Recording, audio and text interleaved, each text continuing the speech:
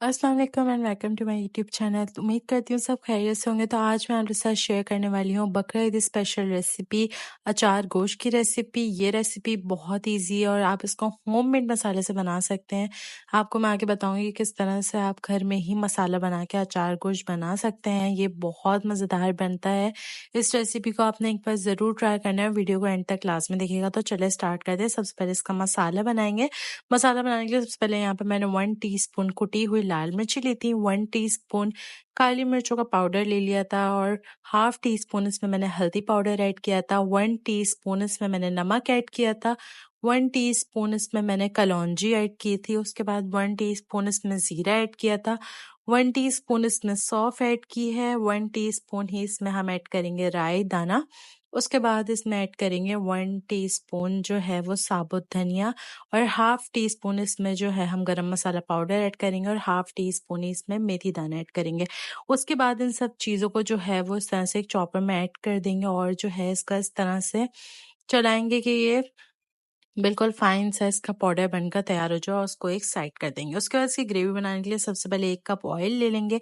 1 cup oil में हम जो है 2 मीडियम साइज़ की प्याज ऐड करेंगे स्लाइस की हुई। उसके बाद जो है प्याज को हमें इतना फ्राई करना है कि प्याज जो है वो गोल्डन ब्राउन हो जाए, जले ना बिल्कुल भी, बिल्कुल लाइट लाइट सी गोल्डन सी ब्राउन हो जाए। अब आप देखेंगे आगे इस तरह से यहाँ पे जो है ये प्याज गोल्डन ब्राउन हो गई थी। उसके बाद हम इसमें गोश्त ऐड करेंगे। गोश्त यहाँ पे मैंने जो है वो 1.5 पाव जितना गोश्त लिया था, यानी 375 ग्राम्स मैंने जो है वो गोश्त ले लिया था। उसके बाद प्याज में गोश्त को जो है इतना पकाना है कि गोश्त का जो है वो कलर चेंज हो जाए। अच्छे से इसकी भुनाई करनी है हाई फ्लेम पे, ताकि गोश्त का जो है वो कलर भी चेंज हो जाए और जो उसकी स्मेल है वो भी खत्म हो जाए। उसके बाद इसमें ऐड करेंगे 1 टेबल स्पून भरकर अदरक लहसुन का पेस्ट। अदरक लहसुन का पेस्ट ऐड करने के बाद दोबारा से हम गोश्त और प्याज और अदरक लहसुन को तीनों चीज़ों को अच्छे से फ्राई करेंगे। हाई फ्लेम पे करना है, मीडियम फ्लेम भी रख सकते हैं। अगर आपको लगे कि हाई फ्लेम पे जल रहा है तो आप इसकी मीडियम फ्लेम पे भी करके कर सकते हैं। उसके बाद इसमें हम ऐड करेंगे टमाटर की प्यूरी। टमाटर की प्यूरी मैंने यहाँ पे तकरीबन 1 कप ऐड की थी। अगर आपके पास प्यूरी नहीं है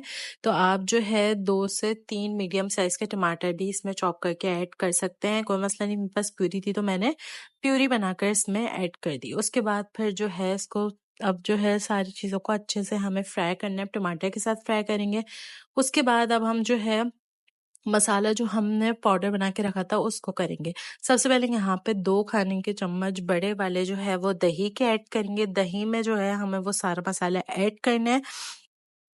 उसके बाद हम इसको जो है वो अपने सालन की ग्रेवी में ऐड करेंगे। इसको ऐसे ही ऐड नहीं करना।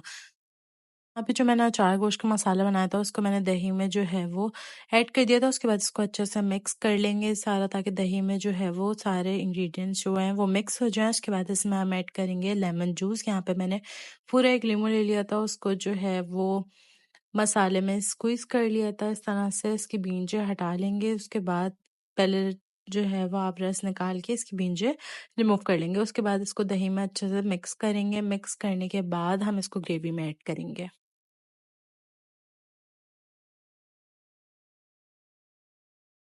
अब यहाँ पे मैंने पूरा लेमन स्क्वीज कर दिया था। उसके बाद ये जो है मिक्सचर तैयार हो गया था। उसके बाद 1 टेबल स्पून जो है वो मैंने इसमें से रिमूव कर दिया था, क्योंकि आगे मुझे जो है वो हरी मिर्चों में इसका मसाला जो है वो भरना था। तो इसको 1 टेबल स्पून निकालेंगे और साइड में रख देंगे। उसके बाद जो बाकी का हमारा मसाला है वो हम इस तरह से ग्रेवी में अपने सालन में ऐड कर देंगे और जो है अब इसको पकने के लिए हम रखेंगे।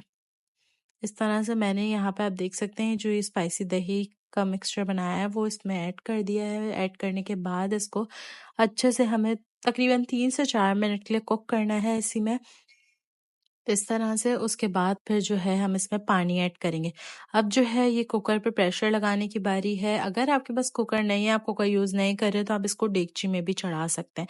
यहाँ पे मैंने 3 कप जितना पानी ऐड किया। 3 कप पानी ऐड करने के बाद जो है वो मैं कुकर को प्रेशर लगाऊंगी, इसका कवर करके रख दूंगी और इतना पकाऊंगी जब तक कि बीफ गल ना जाए। बहुत अच्छे से जो है इसकी गली हुई बोटियाँ होनी चाहिए। 3 कप पानी ऐड कर दिया था, कवर करके रख दिया था। उसके बाद फिर जो है अब आगे का स्टेप मैं आपको दिखाती हूँ। जब गोश्त का जो है मैंने रिमूव कर दिया था और गोश्त गल गया था। یہاں پہ جو ہے اس سے پہلے ایک اور سٹیپ ہے جو ہے ہری مرچوں میں مسالہ بھرنے کا۔ سب سے پہلے جو ہے ہم اس طرح سے ہری مرچیں لیں گے لمبی لمبی، اس کو بیچ میں سے اس طرح سے چیرا لگائیں گے۔ چیرا لگانے کے بعد جو ہم نے مسالہ تیار کیا ہے دہی والا وہ ہم ایڈ کریں گے، کیونکہ اچار گوشت کے جو ہے نا بہت ہی زیادہ مزیدار سے لگتی ہیں اس طرح کی ہری مرچیں، بھری ہوئی مسالے والی ہری مرچیں اچار گوشت کی جان ہے، بہت ہی زیادہ مزے کی لگتی ہیں۔ اب اس طرح سے اس میں جو ہے وہ تھوڑا تھوڑا تینوں میں ہم اس طرح سے مسالہ ایڈ کر دیں گے۔ ایڈ کرنے کے بعد ان کو بند کر کے رکھ دیں گے، اور پھر جو ہے ہم اس کو اپنی گریوی میں پکائیں گے۔ وہ میں آپ کو بتاتی ہوں آگے کہ آپ کو کس اسٹیج پہ آ کے ہری مرچیں ڈالنی ہے۔ اس طرح سے ہری مرچیں ڈال دی تھی۔ اب جو ہے وہ میں نے کوکر میں سے ایک دیگچی میں جو ہے وہ اپنا سالن کنورٹ کر لیا تھا۔ اس کے بعد پھر جو ہے اب اس کو ہائی فلیم پہ ہمیں کوک کرنا ہے۔ ہائی فلیم پہ اتنا کوک کرنا ہے کہ جو ہے آئل جتنا بھی تھا اس میں سیپریٹ ہو جائے اور مسالہ ایک سائڈ ہو جائے۔ اب آپ دیکھ سکتے ہیں آئل بالکل سیپریٹ ہو گیا تھا۔ تو اب اس اسٹیج پہ آ کے میں نے جو ہری مرچوں میں مسالہ بھرا تھا وہ ہری مرچیں میں نے اس میں ایڈ کر دی ہیں۔ ہری مرچ ایڈ کرنے کے بعد اس کو ہلکا سا ہلائیں گے، بہت زیادہ ہمیں نہیں ہلانا ہے، بالکل ہلکا سا ہلائیں گے۔ ہلکا سا ہلانے کے بعد ہم اس کو کور کر کے رکھ دیں گے، کور کر کے رکھ دیں گے تقریباً 5 سے 7 منٹ کے لیے، تاکہ ہری مرچوں کا جو ٹیسٹ ہے وہ اچار گوشت میں آ جائے۔ اب 5 سے 7 منٹ گزر گئے تھے، اب آپ دیکھ سکتے ہیں آئل بھی آ گیا تھا اور ہری مرچیں بھی اچھے سے اس میں پک گئی تھی۔ اب جو ہے ہم اس کو کریں گے ڈش آؤٹ کریں گے گرما گرم، اس کو روٹی کے ساتھ سرو کریں۔ بہت ہی زیادہ مزیدار سی یہ ریسیپی ہے اور ہوم میڈ مسالے سے بنی ہے، گھر میں ہی آپ نے مسالہ بنا کے اس کو بنانی ہے، اور اس ریسیپی کو ایک بار ضرور ٹرائی کیجیے گا۔ امید کرتی ہوں کہ آپ کو یہ ریسیپی بہت ہی زیادہ پسند آئی ہوگی، اور کامنٹ سیکشن میں مجھے اپنا فیڈ بیک ضرور دیجیے گا۔ اور اگر آپ چینل پہ نیو ہیں تو لائک شیئر سبسکرائب کرنا مت بھولیے گا۔ اور یہاں پہ جو ہے اب آپ دیکھ سکتے ہیں میں نے اینڈ میں جو ہے وہ جولین کر کے ادرک کو ڈالا تھا، تاکہ گارنش کرتے ہوئے اس پہ اچھا سا لک آ جائے۔ اور جو ہے اس کے ساتھ میں نے اس میں ایڈ کی تھی تھوڑی سی جو ہے وہ کلونجی، میں نے اس پہ اسپرنکل کر دی تھی تاکہ جو ہے وہ پیارا سا بھی لگے اور ایک کلونجی کا بھی فلیور آ جائے۔ تو جی یہ اچار گوشت کی ریسیپی تھی آج کی، بہت ایزی ہے، بہت آسان ہے، آپ نے ضرور بنانی ہے، اور مجھے اپنا فیڈ بیک ضرور دیجیے گا۔ ملتی ہوں اپنی اگلی ویڈیو میں۔ اللہ حافظ۔